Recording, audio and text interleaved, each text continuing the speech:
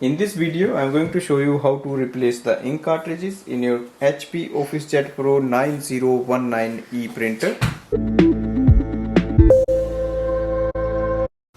Switch on your printer and open the front door.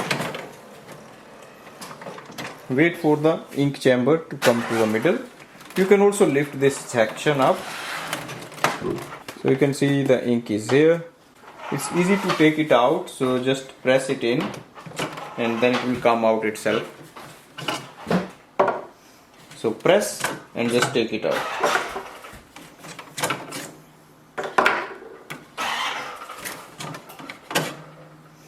Take your new ink cartridge and install it here. Now just match the exact color and press it down.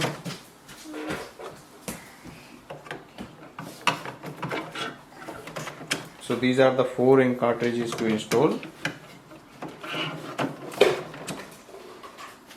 Now press it down and it will close itself. Also close the front door. Go to the main screen to check the ink status. So ink is installed properly, so we can start using it. To check the ink level, scroll down and click on the drop icon, that is an ink icon, and here we can see the estimated level of ink. So this way we can install or replace the ink cartridges in this printer. Thanks for watching.